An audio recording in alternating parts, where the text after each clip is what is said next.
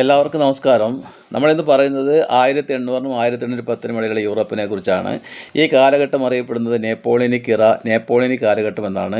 അങ്ങനെ അറിയപ്പെടാനുള്ള കാരണം അന്നത്തെ യൂറോപ്യൻ രാഷ്ട്രീയത്തെയും രാജ്യങ്ങൾ തമ്മിലുള്ള നയതന്ത്ര ബന്ധങ്ങളെയും എല്ലാ യുദ്ധങ്ങളെയും നെപ്പോളിയൻ പ്രത്യേകമായി സ്വാധീനിച്ചു എന്നുള്ളതാണ്. 1799 നവംബർ മാസം 9-ാം തീയതിയാണ് അദ്ദേഹം ഫ്രാൻസിലെ അധികാരത്തിൽ വന്നത്.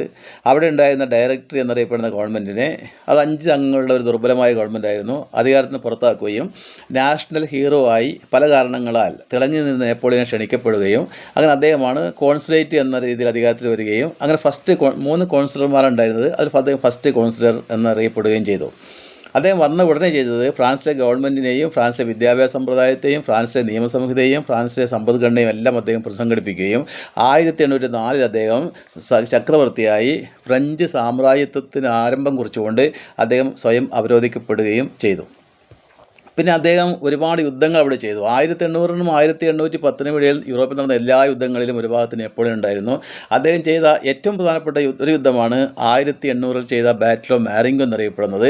ആ യുദ്ധത്തിൽ അദ്ദേഹം ആസ്ട്രിയയെ പരാജയപ്പെടുത്തുന്നു. അതുപോലെ 1804-ൽ നടന്ന യുദ്ധമാണ് അദ്ദേഹത്തിൻ്റെ ജീവിതത്തിലെ ഏറ്റവും വിക്ടോറിയസ് ആയ യുദ്ധം എന്നറിയപ്പെടുന്നത്. അത് ബാറ്റിൽ ഓഫ് ആസ്റ്റർലിറ്റ്സ് ആണ്. അതിൽ അദ്ദേഹം റഷ്യയും ഓസ്ട്രിയയും പരാജയപ്പെടുത്തുന്നു. അതിനുശേഷം അദ്ദേഹം ചെയ്ത ഒരു സഖ്യമുണ്ടാക്കി, ടിൽസിറ്റ് എന്നറിയപ്പെടുന്ന ട്രീറ്റി ഉണ്ടാക്കി. ആ ട്രീറ്റി പ്രകാരം അദ്ദേഹത്തിന് യൂറോപ്പിൻ്റെ മാപ്പ് ഭൂപടത്തിൽ തന്നെ മാറ്റിമറിക്കാൻ അദ്ദേഹം റീഡ്രോ ചെയ്യാൻ അദ്ദേഹത്തിന് സാധിച്ചു എന്ന് പറയാം. അതുപോലെ 1908-ലാണ് അദ്ദേഹം പെനിൻസുലർ വാർ നടത്തിയത്. ഈ യുദ്ധത്തോടു കൂടിയാണ് അദ്ദേഹം സ്പെയിനും അതുപോലെ പോർട്ടുഗലും അദ്ദേഹം ആക്രമിച്ച് കീഴടക്കിയത്. അതുപോലെ അദ്ദേഹത്തിൻ്റെ റെവല്യൂഷണറി ഐഡിയാസ്, വിപ്ലവപരമായ അദ്ദേഹത്തിൻ്റെ ആശയങ്ങൾ, അത് ഈക്വാളിറ്റി ബിഫോർ ലോ ആയാലും അതുപോലെ സെക്യുലർ ഗവൺമെൻറ് ആയാലും അതുപോലെ മെറിറ്റിൻ്റെ അടിസ്ഥാനത്തിൽ എല്ലാ കാര്യങ്ങളും തീരുമാനിക്കുന്ന ആ രീതിയൊക്കെ അദ്ദേഹം യൂറോപ്പിന് നൽകിയ സംഭാവനകളാണെന്ന് പറയാം. അതുപോലെ അദ്ദേഹത്തിൻ്റെ ലീഗൽ സിസ്റ്റം, നെപ്പോളിയൻ കോഡ്, നിയമസംഹിത ലോകത്തെ വല്ലാതെ ആകർഷിച്ചെന്ന് പറയാം.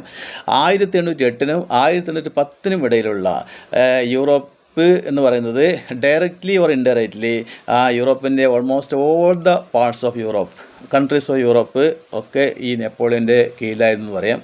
അപ്പോൾ ഈ ലോകത്തിന് അദ്ദേഹത്തിൻ്റെ ഭരണം മൂലമുണ്ടായ പ്രധാനപ്പെട്ട സംഭവങ്ങൾ സ്പ്രെഡ് ഓഫ് നാഷണാലിസം, ദേശീയ ബോധം ലോകത്ത് വളർത്താൻ സാധിച്ചു. ലിബറൽ ചിന്താഗതികൾ, ലിബറൽ ആശയങ്ങൾ വളർന്നു വന്നു. അതുപോലെ ഹോളി റോമൻ എംപയർ തകർന്നു എന്നുള്ളതും അദ്ദേഹത്തിൻ്റെ ഒരു പ്രധാനപ്പെട്ട സംഭവമാണ്. അപ്പോൾ യൂറോപ്പിലെ ഏതാണ്ട് എല്ലാ മേജർ പൊളിറ്റിക്കൽ ചേഞ്ചസിൻ്റെയും പുറകിൽ നെപ്പോളിയൻ ഉണ്ടായിരുന്നു എന്ന് പറയാം. അപ്പോൾ യൂറോപ്യൻ ജനതയുടെ ജീവിതത്തിൻ്റെ എല്ലാ വശങ്ങളെയും സമസ്ത മേഖലകളെയും സ്വാധീനിച്ച ഒരു വ്യക്തിത്വമായിരുന്നു നെപ്പോളിയൻ എന്ന് പറയാം. അതുകൊണ്ട് തന്നെ അതിന് നെപ്പോളിയൻ യുഗം എന്ന് നമുക്ക് വിളിക്കാം.